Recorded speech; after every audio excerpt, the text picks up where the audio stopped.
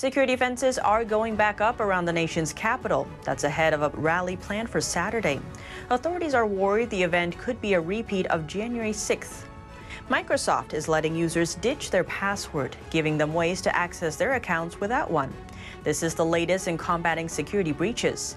And Instagram says it's looking at new ways to discourage users from focusing on their physical appearance, after the Wall Street Journal revealed Facebook researchers have repeatedly found Instagram is toxic for teen girls. This comes as four Olympic gymnasts on Capitol Hill testifying before the Senate Judiciary Committee about how the FBI mishandled abuse allegations brought against Larry Nassar. Tune into Deep Dive as we explore these topics and more. Hello and welcome. This is Deep Dive and I'm Tiffany Meier. Let's begin in the nation's capital. The fence is going back up. That's ahead of a rally planned for Saturday. The police chief says it should come down shortly afterwards. The fence will go up a day or two before, and if everything goes well, it'll come down very soon after. The Capitol Police asking the National Guard to help with security if needed. Authorities are worried the event could be a repeat of January 6th. A source says there have been ongoing discussions between the D.C. National Guard and Capitol Police about how the Guard will assist law enforcement. Before January 6th, the Guard's role was limited to traffic duty and directing crowds, not riot control and law enforcement. That led to a critical delay in changing the Guard's orders and getting them equipped to handle the breach at the Capitol. Last week, the Capitol Police Board issued an emergency declaration, which will go into effect about the time of the demonstration. It will allow the department to deputize outside law enforcement officers as U.S. Capitol Police Special Officers. Hundreds are expected at the Justice for January 6th event. It's being organized by Look Ahead America. The group is seeking to release people who were charged in the January 6th Capitol incident. Over 600 were charged. Many are still in jail pending trial, including people who aren't accused of violence. Similar rallies also taking place in 17 states. The group is asking rally goers to respect law enforcement and not wear or bring any political paraphernalia, including for Trump or Biden. It also says if anyone sees someone causing trouble, to start recording and ask for help. The Capitol Police Chief told the Epoch Times, "The work we are doing now will make sure our officers have what they need to keep everyone safe." But some are worried the rally could become a false flag event. Former administrator of the website Acon, Ron Watkins, posted on Telegram, "Everyone who attends the event should be fully aware of the potential risks of their participation at this time." Federal authorities giving it a new special security rating for the event so they can coordinate with local partners. September 18th is a Tier 3 event, which means that the federal government will assist the locals in making sure that we are in fact in a good place on September 18th. So we are all over that with our state and local partners. Look Ahead America's executive director is Matt Brainard. He used to work for the Trump campaign. He says the purpose of the rally is for Americans to educate their state lawmakers on what they can do to help the prisoners. Now, speaking of security, what about the digital world? Microsoft is letting users ditch their password. The tech giant announced in a blog post it will give users ways to access their accounts without a password.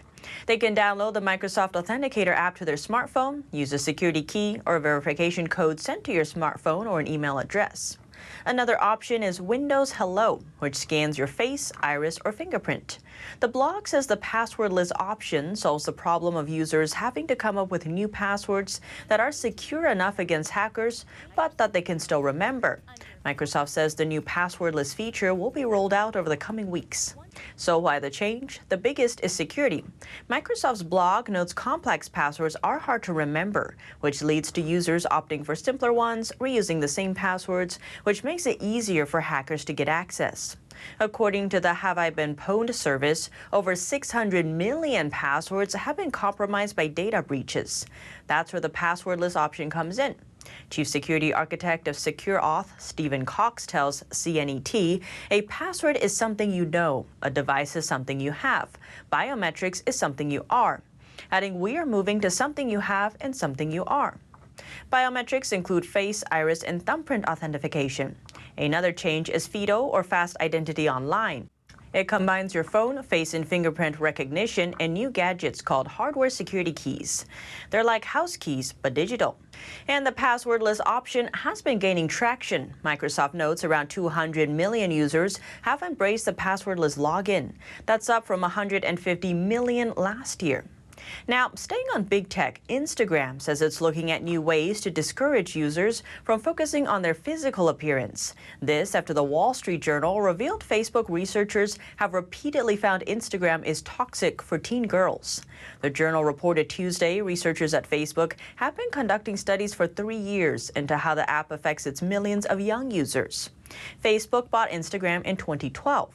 The journal reports the research found Instagram can damage mental health and body image, especially among teen girls. Karina Newton, Instagram's head of public policy, said Tuesday the photo-sharing platform is increasingly focused on addressing negative social comparison and negative body image. She said one possibility is to prompt users to look at different topics when they repeatedly view content of that kind. And the head of Instagram tweeted about the journal account of research into young people's experiences on his platform, saying we stand by this work and believe more companies should be doing the same. And lawmakers are taking action. Senators Richard Blumenthal and Marsha Blackburn released a joint statement Tuesday, saying they're launching a bipartisan investigation into Facebook. They write, it is clear that Facebook is incapable of holding itself accountable, adding the Wall Street Journal's reporting reveals Facebook's leadership to be focused on a growth at all costs mindset that valued profits over the health and lives of children and teens. And Senator Ed Markey and Representative Kathy Castor and Lori Traham on Wednesday renewed their demand that Facebook should abandon its plans to launch a version of Instagram that can't be used by children under the age of 13. But the tech giant has a record of brushing mental health concerns under the rug. Back at a congressional hearing in March, Facebook CEO Mark Zuckerberg said a study that connects social media to depression was inconclusive. Now, let's turn from body image concerns to a darker topic, sexual abuse.